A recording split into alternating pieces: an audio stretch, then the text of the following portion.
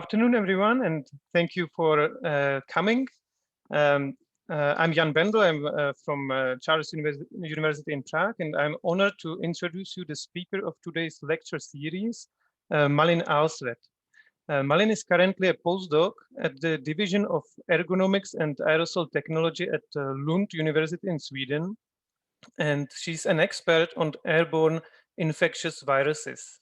During her PhD, she was focused on transmission of infectious bioaerosols, involving work on viruses and bacteria in both lab and field studies. Her research was answering questions like, from what sources microorganisms got aerosolized, what parameters influence viability of airborne viruses and bacteria, and also the prevention strategies, especially in hospitals. So today we will talk about her paper, Exhaled Respiratory Particles During Singing and Talking.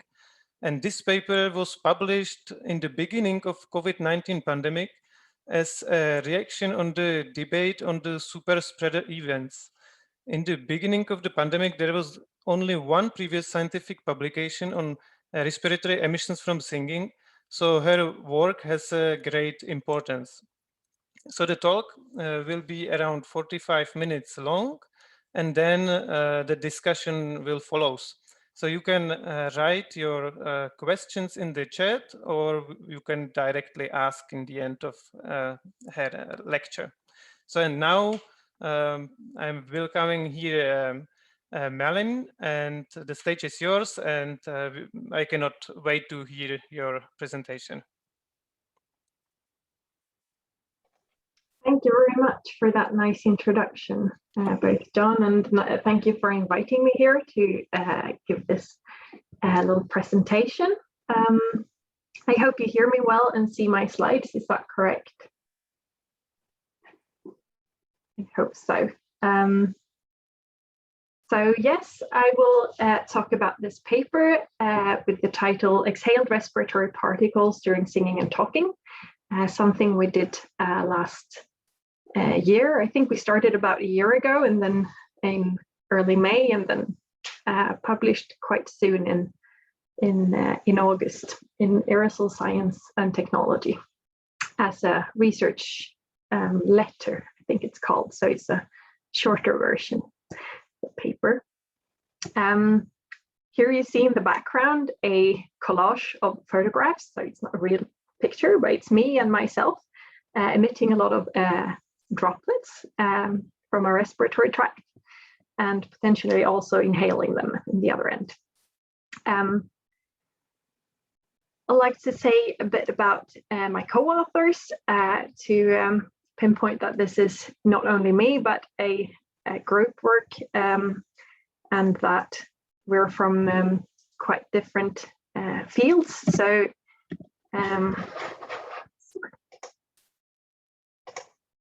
me and my former PhD supervisor, Jakob Lundahl, are from the Ergonomics and Aerosol Technology at Lund University.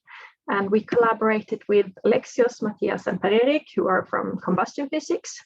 And also collaborated with Ragnar Bolin, who is a choral conductor in the San Francisco Symphony Orchestra. So he was actually the one who sent the first email to us and asked, what is this super spreading event about the Skagit County choir super spreading event, and some other choirs had also had problems with COVID-19 spread.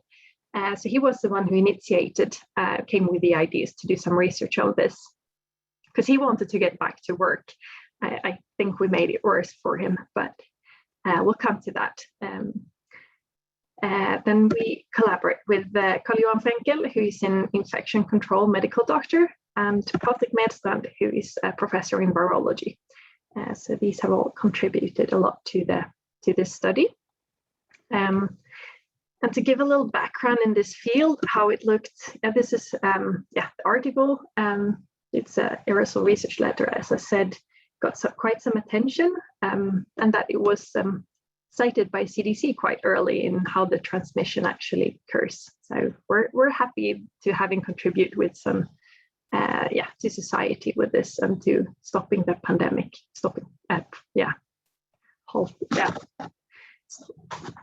slowing it down, maybe. People seem to continue singing somewhere, at least. But here is a little graph from a PubMed search that I did the other week on airborne transmission in papers the last 50, 70 years or so. You see that it's on going up quite recently. But here I did only include until 2019. So what happened in 2020? Well, you can guess, but it's a quite dramatic increase in this field of science. So it has increased a lot the last year, and it is interesting, I admit. So we've been part of this. There were, as I said, the Skagit County Choir super spreading event. There were also the like a super spreading event in the Netherlands, I think, and in on a small island outside Gothenburg here in Sweden, where choirs got infected with COVID-19. There was also a call center in South Korea, where there was a super spreading event where very many got infected in a short period of time. And well, it was not really, people were like last year, we were not thinking that it was, or the authorities did not say that this was spread via air. But after these events, scientists were thinking that this is maybe the case. So what makes singing in choirs a potential super spreading event? Well, if we think about it, we are many people together when we sing in choirs. We also spend long time indoors because we like singing. It's fun. I think so too myself. So we spend a lot of time doing this, maybe a couple of hours at each time.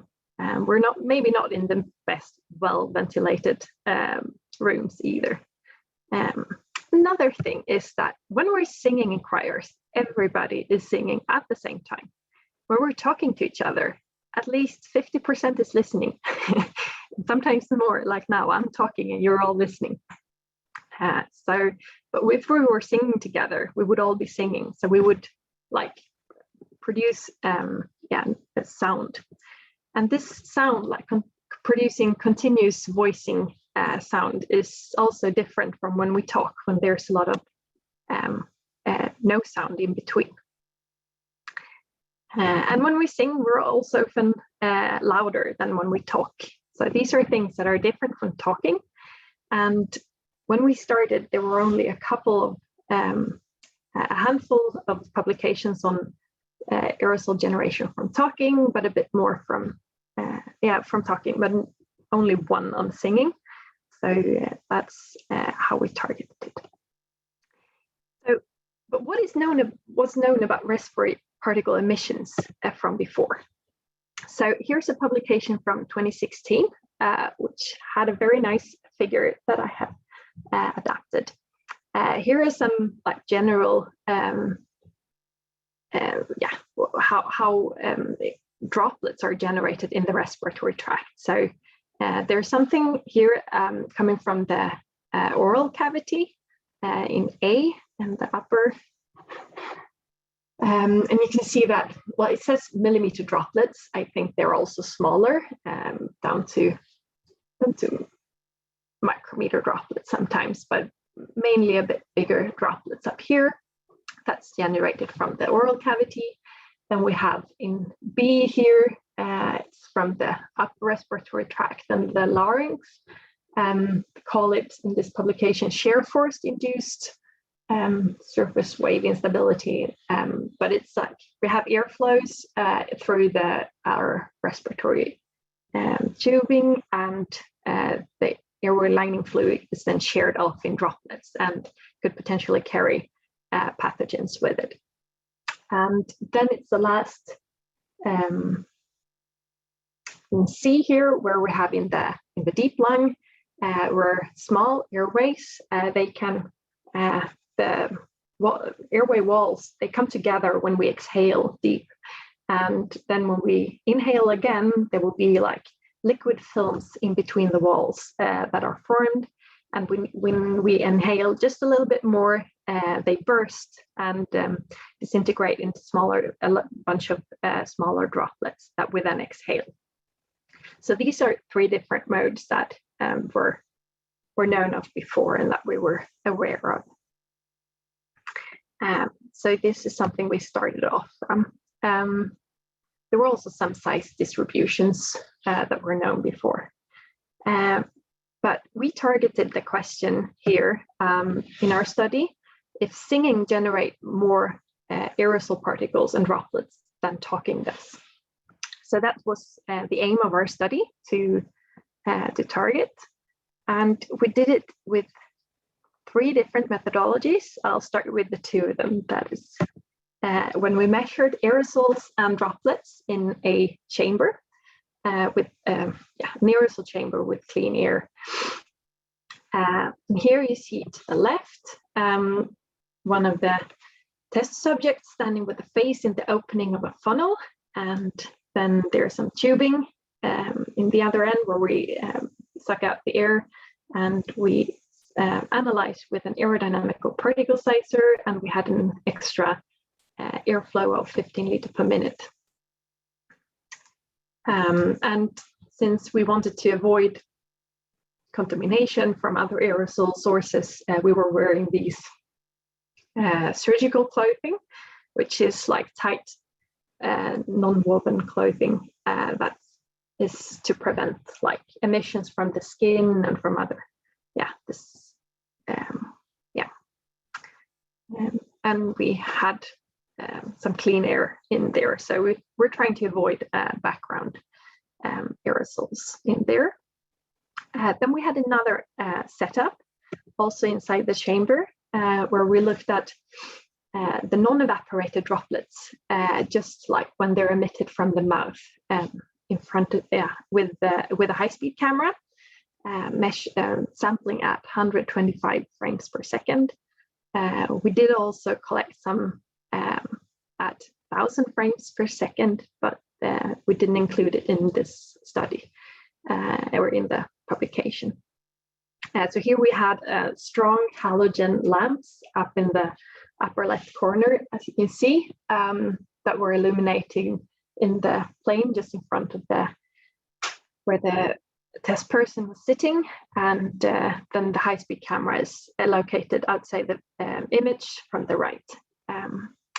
So we looked at the scattered light from these droplets that were emitted, and the test person, we tested both with and without face mask, and I'll show you later what exercises we did. We did quite some, and we were not able to have, we added some. We had 12 singers participated in the APS measurements, and 5 singers in this high-speed camera measurements. Just to show you what how we were, the study design is that we had these 12 healthy singers, so nobody had COVID at this time, and 7 of them were professionals. They were opera singers, and 5 were amateurs. They were singing a consonant-rich song at a constant pitch, so it was not like singing, it was quite monotonous, and it was repeated for 2 minutes when we were singing in the funnel, and for 20 seconds when they were sitting in front of this high-speed camera. And I'll just give you a little short, if you have your sound on, yes you have, here's the song. It's quite short, just to know about it. Hoppar och spritter och sprätter, hoppar från pinne till pinne, pratar med Bibi där inne. Yes, so that's about it. And they repeated it for 2 minutes, quite some time. And then in the camera, they repeated it for 20 seconds. So that was only 2 times. Then we did something else as well. We included 2 patients with confirmed COVID-19. And we collected collected air samples at a short distance from them when they were breathing, reading, and singing. And in the measurements in the aerosol chamber, we performed a number of different respiratory exercises, or what we should call them. They were starting with breathing, they were doing deep breathing, normal talking, loud talking, normal singing, loud singing with only the vowels. So it's the same song, but we removed all the consonants, but they were singing only the vowels. And then loud singing with exaggerated diction, so more pronounced consonants.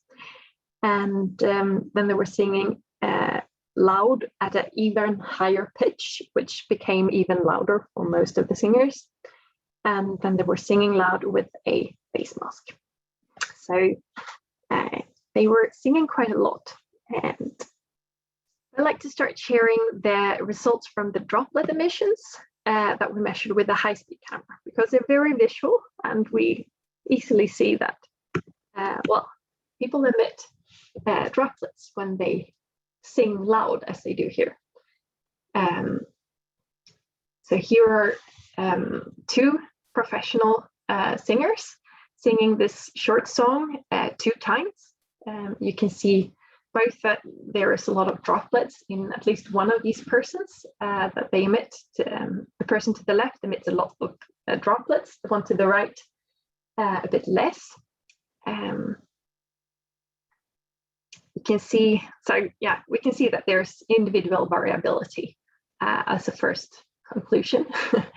And if you look to the left on the scale of the graph below, it goes to 1600. On the right, it goes to 450. So there's really a difference. But we can also see that the person to the right, she's singing the same song twice. So the first 11 seconds should perhaps look the same as the last 11 seconds. It's 22 seconds, yeah. But it doesn't. We see that she will emit a lot of droplets here in the end of singing the song the second time. So we believe that all these droplets, we could see that they were emitted primarily when doing pronunciation of certain consonants, like P, B were maybe the worst. And we see that now she emits a lot of droplets as well. So we think that this is saliva from the mouth, and that the level of saliva in your mouth varies with time, so that you can also have variation within the same person. So it's not always that you emit that much, but sometimes you do when you maybe get nervous or engaged in it, or you've been singing for a long time or something, that this could also play a role for how much droplets that you will emit. I could also add that these professionals, they train to, as they call it, spit the consonants. So they are quite good at this. This is a professional skill they have. So they were not that surprised, because they see this when they are on stage, and they have these strong lamps on stage as well. So they knew a little bit about it. Then I'll show you the same video again to the left, but to the right, this person who is singing loud wears a face mask. This is a surgical face mask, just the normal surgical face mask that you can buy. And you see that the scale now to the right goes to 20 instead of 1600. So the face mask clearly has a limiting effect on the emission of respiratory droplets here. I think maybe you know about face masks by now, most of you. To conclude, I'll just give you our box plot where we collected, or where everything is in the same place, the data that we collected. So on the y-axis, we have the average number of droplets per frame, so picture frame from the high-speed camera. And then we have the different exercises here. And there were 5 people in each of these boxes. So you see that being loud, like loud singing, exaggerated diction, and also loud talking emits more than being not loud, and that singing is a bit worse in general, and that the face mask is pretty good. All right, so to the other results where we have from the aerosol particle emission measured by the APS. Show you those here. This is again a box plot. Now we have 12 participants in each box, and on the y-axis here is the aerosol particle mass emission rate in nanograms per second. We chose to present it as mass in the publication. I will also show you the number emission rate in the next slide, but it's fairly the same pattern, so I'll stick to this one for now. Here you can see a bit more of what we, all the other exercises that we did, and I should also mention that this plus sign is the outlier, and there are also some up here that are outliers. They are way off. So, but starting from the left, we have breathing, deep breathing, not so high levels. Normal talking, also quite low. Go to loud talking, comes a bit more, and also bigger variation in between people. Normal singing was actually significantly more than normal talking. And then we had loud singing, which was significantly more than normal singing. And then we have loud singing only the vowels, and loud singing exaggerated diction, so with extra consonants. These three here, they are quite similar, I would say. And so it doesn't matter if you remove the consonants or if you over-pronunciate the consonants, it will be the same, is my interpretation of this. And yeah, we think that it might be that the vocal cords are the ones that generate this. So the continuous voicing is actually something that is causing aerosol generation when you're singing loud. The vocal cords are in, yeah, or the something with singing is the reason for this. And then we have this loud singing at a high pitch. And here I will also introduce these decibel levels that we measured as well.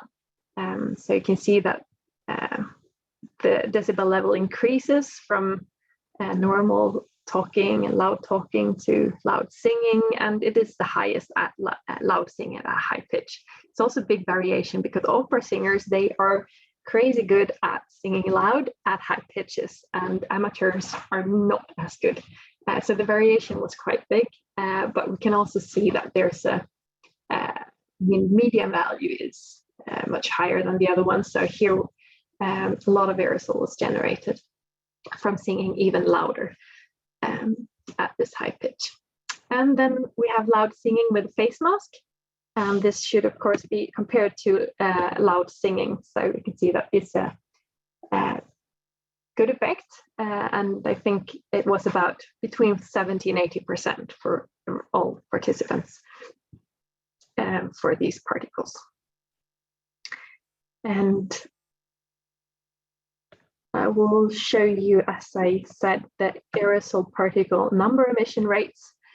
So this is the same plot, but it's on the y-axis instead. It's the aerosol particle number emission rate in per second. And we used unit density to convert between these two. So it's just, yeah, it's basically quite the same pattern here as in the mass emission rate data. But I will rather show you this one, which is also number of emitted particles per second on the y-axis. But here we have the size distribution. So we see what particle sizes that are emitted that we measure. So primarily particles below 5 micrometer. And we see that loud singing is the highest. There you also see that it's quite some particles between 1 and 4 micrometer. Breathing is low, normal talking is also quite low, and then singing in between. Here it could maybe be interesting to have something measuring a bit lower, since we see that we have the highest concentration at the smallest sizes. So maybe an OPC that can measure down to 0.2, 0.3 micron would be really interesting to see a bit more. We did try with the CPC, but we could not have a clean enough background. So when we measured with the CPC, the concentrations went down when we were connecting it to the funnel and the exhaled air. So it was, we didn't use it in the end. So I want to go back to this figure that I showed you about a little bit what we thought about respiratory particle emissions before we started the study. Now I would maybe introduce something about vocal cords and try to understand what's really the emission from singing, and maybe also from the mouth, from the oral cavity, like what sounds or consonants is really generating more. So I think this is really interesting. Maybe we could create a language that is less infectious or less spreading somehow. All right, but so far I have only been talking about particles and aerosol particles in terms of number and mass. But the interesting in this whole pandemic research is actually what's in these particles. So what about viruses in the generated aerosol particles? Well, we did a little try to actually measure this. So we had 2 patients who were confirmed with SARS-CoV-2 with COVID about 24 hours before we measured, and they were in their homes, and we used, well, here a picture of a singer. They were not this fresh. They were a bit down due to the infection. But we measured with a liquid cyclone, 200 liters per minute. It was a flow for 10 minutes in proximity, like a meter away from the singer. And when they were first breathing, then reading, and then singing out loud. And then speaking with a face mask for 10 minutes each. And when sampled with this liquid cyclone, we get the sample becomes 15 milliliter of liquid, and that's a bit too much to do analysis. So then we up concentrated to 0.14 microliter, which is much less. We do that by centrifuging with Omicron filter units. You know about those, but it's a centrifugation step at least. And then we do RNA extraction, which also up concentrates to 50 microliter. So it's again a bit less liquid. And then we do reverse transcription PCR analysis. And I will talk a bit about that because I know that some of you are not that aware of or that familiar with PCRs. I could also mention that we used this method before when we sampled human norovirus in hospitals. So we knew that the methodology should work. And right now we have also used it for collection of SARS-CoV-2 in COVID wards. And we have some couple of hundred samples from that there. But as I said, I'll just mention something about RT-PCR analysis.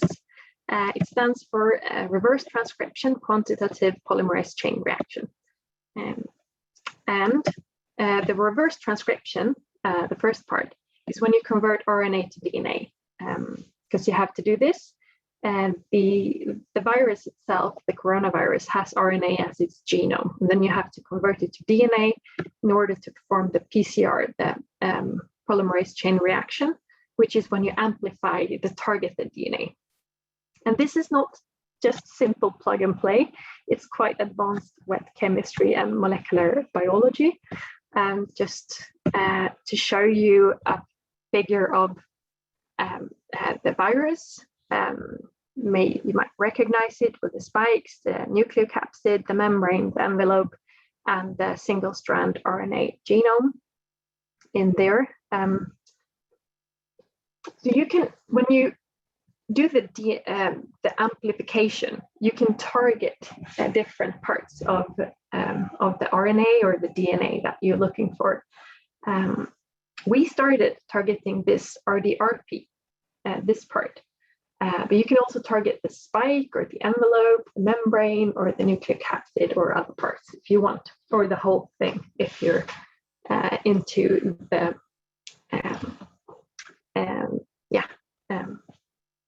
genetics of these things. So this is a part that we have in the published article that I'm talking about. We try to detect with this assay targeting the RDRP. However, later there was a publication showing that this was actually less sensitive than some other targets that you could use.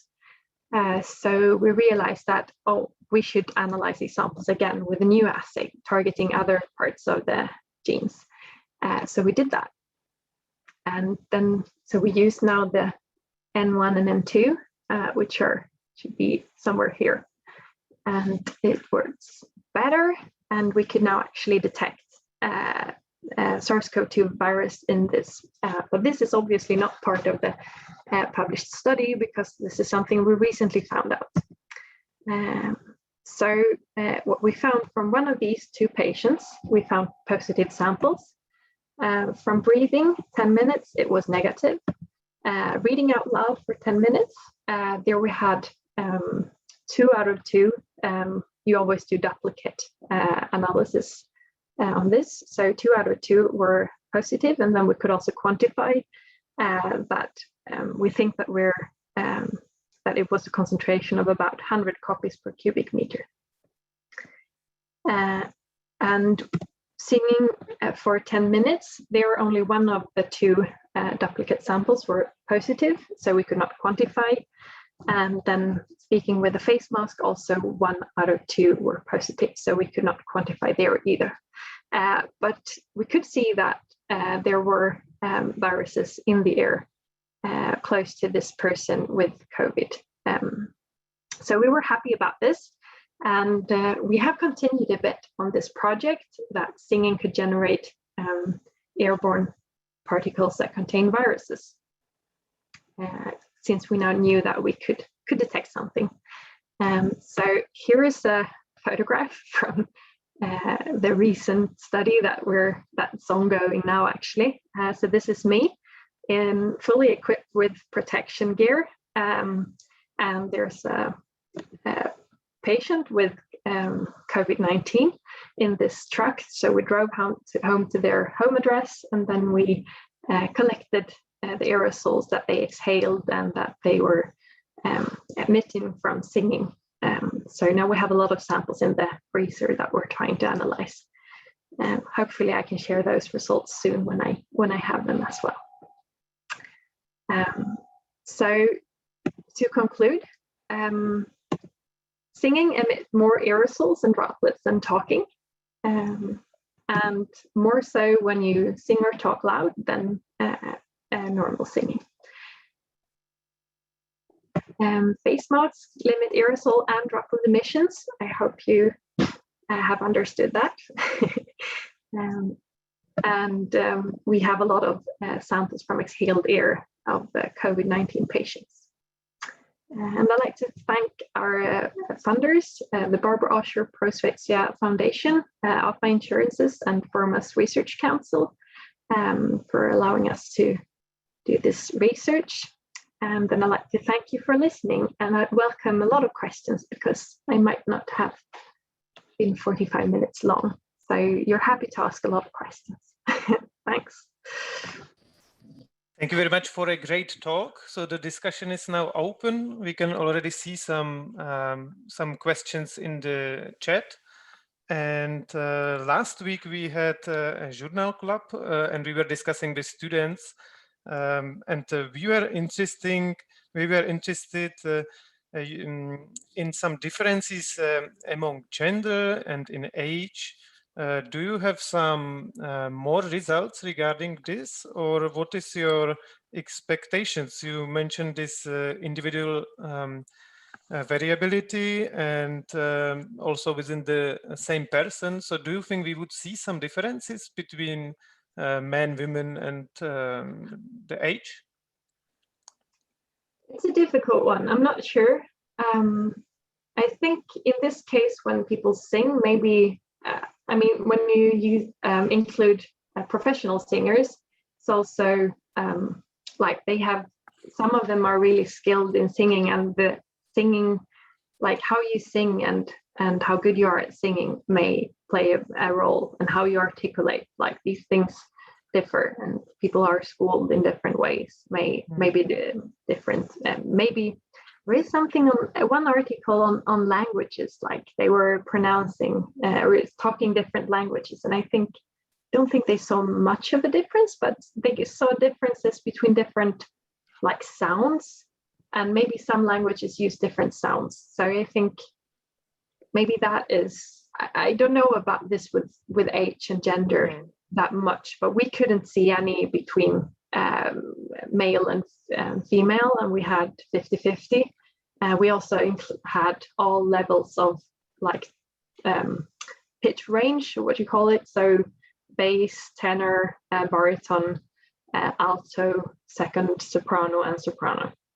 So we had all different, and maybe that is also something to consider, that you have different voices. Some have, I mean, the structures in the throat and the vocal cords are different in different people. So that could also be interesting.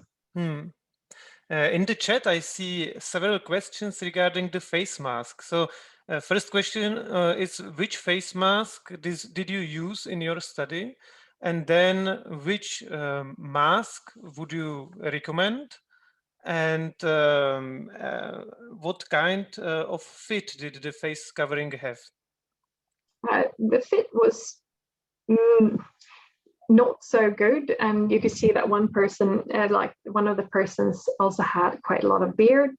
So I mean, these are what we used was these simple surgical face masks. Yeah, that is intended for.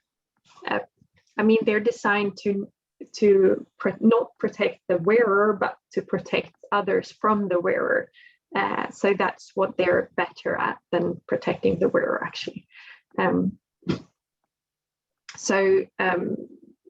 Yeah, these surgical face masks that are, I think they're 3-layered, and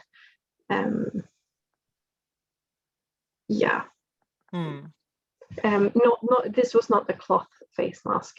I know that some use these as well. I mean, they're better than nothing.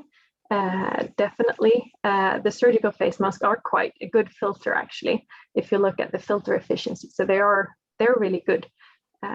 But I mean, if you can't buy new all the time and I can't find them, then a cloth is also a good alternative. I know that sometimes they wear cloth masks covering the surgical mask, which is maybe the best alternative for the public, that you can have both a good filter and then something that like makes it fit much better. Because singing with these surgical filters it's not very good, because you like open your mouth so much, and you like when you talk and sing, you just move around with your jaw so much that it might come off and it goes down under your nose instead. So it's not perfect to have face masks when you're singing. I know that there were some like making something that were a bit like having some sort of metal thread or something that made it stand out a bit more. But then you might have problems with carbon dioxide building up in there or something else, or that becomes really humid around your face. So it becomes, some people have troubles with this surgical face mask when they wear it for a long time. So yeah.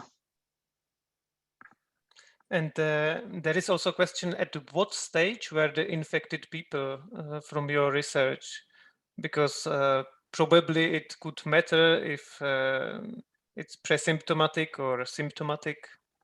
Yeah, so these that we included in this study, they were both symptomatic and like a day after positive test. So they were, in the early stage of the infection, like really early, but still having been confirmed, and there were the persons had symptoms. In this newer study where we go around to patients, we have had like both really pre-symptomatic, very few, they're hard to find, and also like longer afterwards, some days after. So we've tried to cover the range, the first week, basically.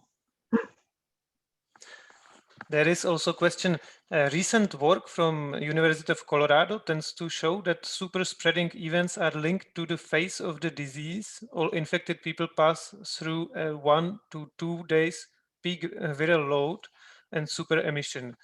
Your work shows that individual emissions load can still vary a lot from one person to another. What would you guess could be the proportion of both aspects in super spreading events? The question in this chat, the long one. Yeah, that you have a viral load peak just before you get symptoms. Yeah, I think that's reasonable, and that's before the immune system kicks in and takes the viral load down. So I mean, makes sense as well. And it has been shown in quite many studies that the viral loads are highest just before symptoms start. So yeah. What was your work shows that individual emission load can still vary a lot?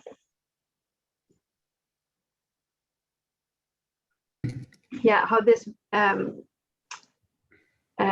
how the variation like interfere with super spreading events. So I think super spreading events is, you have a lot of these things that are risk factors. So you have probably not only one person that are have a high viral load, you also maybe you're loud, maybe you're spending a lot of time together indoor. Maybe there's maybe a lack of ventilation. So there's a couple of these things that actually make out the super spreading events. We should not always only talk about super spreading persons, because I think people are just super spreaders at a very narrow window in time and space, sort of. I think at least the super spreading events is a better term than super spreading persons, because we don't know what makes this, but as we can see, some people emit a lot more aerosols, and we don't know why yet. These were all healthy people that we were looking at here. I would believe that there's a bigger variation. I mean, when you get sick and get symptoms, maybe this varies more as well. We don't know much about this. I know that some research groups started studying like what surfactants does and what like the differences in these liquids that we have in our respiratory system, how those change when you get infected. Does that change how much we aerosolize? These are things that we don't know actually. It's really interesting, but we know too little to say a lot. There is, I see, question from David Bilby. Do you know if your droplets can appreciably evaporate during APS size measurements? Is the concern more relevant or challenging with smaller particles? So I think what we measured in the APS, they were dry particles because we had this increased airflow around it, the 15 liters per minute. So these were dried out droplets in the APS measurements. However, in the camera, high-speed camera measurements, these were just like droplets just exhaled, so they were probably non-evaporated. Those we could not determine the size of these because it's scattered light, so we cannot say much about it in this case, as we only have the image analysis. But we did try with some micrometer-sized particles, about 5 micron, and we could see them in the camera. So I think that it's fairly sensitive to also smaller droplets here, but we cannot say much about the size of these. But we can see that they're not falling. They're not like ballistic. They're not really big, because then they would fall down soon. So they are like swirling around. So we could maybe do some estimation from that instead. And do you plan some more measurement with CPC? You mentioned it was challenging. No plans at the moment for the CPC, actually. It would be nice with an OPS, I think.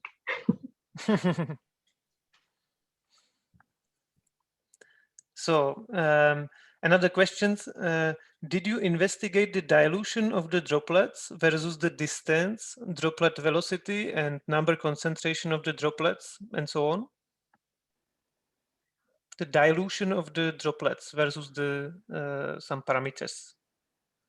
Dilution of droplets, like how fast they moved away, or like diluted in the air, or do I get you wrong?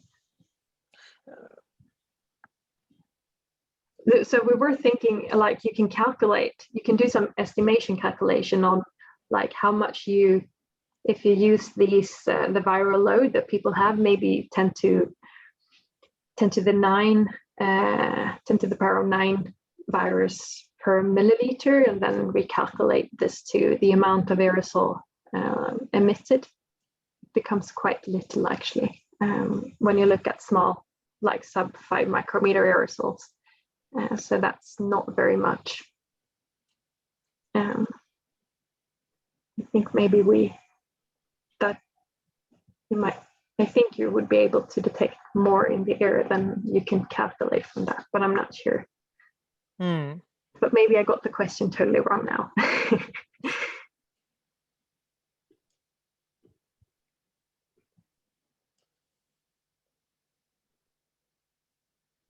So there are also some questions regarding the measures. So were you able to determine how far singers must be from each other for safety?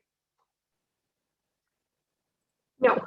I mean, that depends on the room a lot. You cannot say, if someone is highly infectious and you're singing together in a room, then I don't think there is a safe distance. There might be a safe time that you can spend couple of minutes together, but the dose will become higher the longer time you spend together. So I don't think there's a safe distance if you're in a limited room, so to speak. If you're in a very big room, maybe you could find a safe distance, but in a normal room, no.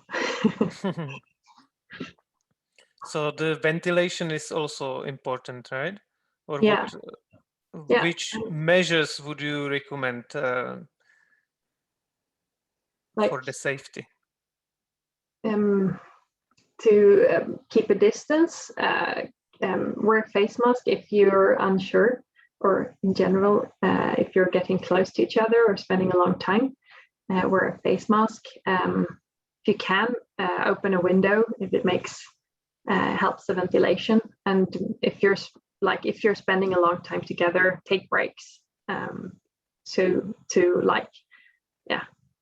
let the concentration go down in between. But it's also difficult because you never know who's infected, and you always believe that yourself is not infected because you don't feel it.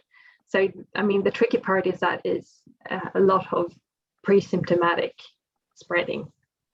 That's really problematic because, so if you have seen somebody who has become infected, you should stop seeing people for some days. There is also a general question. So if talking less spreads less virus, if it's the results also of your... So shut up. that's also a way. The recommendation. The recommendation. Yeah. So yeah, talking less is generating less aerosols. Some breathing can also, does also generate aerosols. So heavy breathing has been, I think they've seen some spreading in gyms as well. But as far as I know, it was one of the instructors that were like really engaging all the people joining the class that was the infected person, and then spread to the other ones. So that's also maybe the voice being the generator. So there is also a question if that the particle seems to evaporate quite quickly from the video. So I just think that the particle size distribution is changing rapidly. How can this dynamic be captured to determine effective size resolved emissions? It's a good question, because I think we, at least as aerosol scientists, we are better at detecting sub 10 micrometer particles. So we would need to measure also a bit bigger droplets here, or at least have instruments that can measure the bigger ones to see if, to size determine the droplets that we emit from our mouth. If you could do that and just like measure here, some have done it with lasers, I think. That would be great to get a more detailed view of the droplets that we emit, and just try to see the size of those. And then we can compare with the dry size, which is, the droplet size is as you said, changing with time and the humidity in the air. So it's easier to measure the dry size, since we know that's constant. If it's dry, it's dry, and it has a certain size. So it's easier to work with that. There is a comment that from aerosol physics perspective, it might be interesting to more carefully compare camera and APS OPC measurements. So did you do such approach? Or? No, we didn't. Well, we took this test aerosol of spherical glass that we had, and both measured in the APS and in the camera. We could see them in the camera, and we could measure them with the APS. So that was the quick comparison that we did. Was more of a visual thing. But our collaborators who are good at this image analysis and the high-speed cameras, they were also doing this 1,000 frames per second, and they wanted to, they had some intention to do something with the size as well.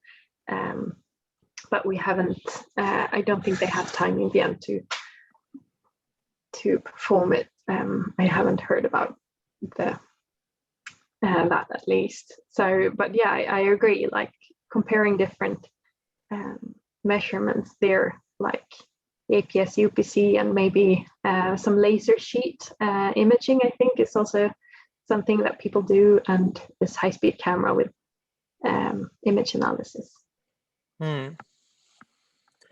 And did you collect virus measurements of the ambient air when you were in the truck? It was essentially outdoor air. So there is this question. Yeah, so they were collected like also from this funnel. So it was directly from the exhaled breath. And then there was, of course, ambient air in the background. But we don't expect viruses in general outdoor air at all. So, and we have some control measures as well with non-infected patients and with, just the background. So don't think it should, sorry. And another question regarding the sampling, when sampling take place, like just after 10 minutes? When sampling take place? In terms of what, sorry? I think my question is like, so when did the sampling actually take place? So after the person is speaking or singing, so you wait for a few minutes, or you just, just done the sampling? I think it was just after each other, maybe with some minutes in between to change the sampler and so on, but it wasn't a long break between. So, I mean, it could be like there's aerosol left from the last exercise. Mm-hmm. So you're using the same room, like for the infected person. Sorry, say again. So you are using the same room for the infected person, like you mentioned that you used 2 infected person. In order Okay. to, No, they were in their own homes, so they were separated. it might be the possibility that the virus is present before that also, while you have like asked them to perform the experiment, right? Yeah, could be. Yeah. Yeah. But we were measuring fairly close, like a meter away. So I think, yeah, could be. Mm-hmm. Thank you.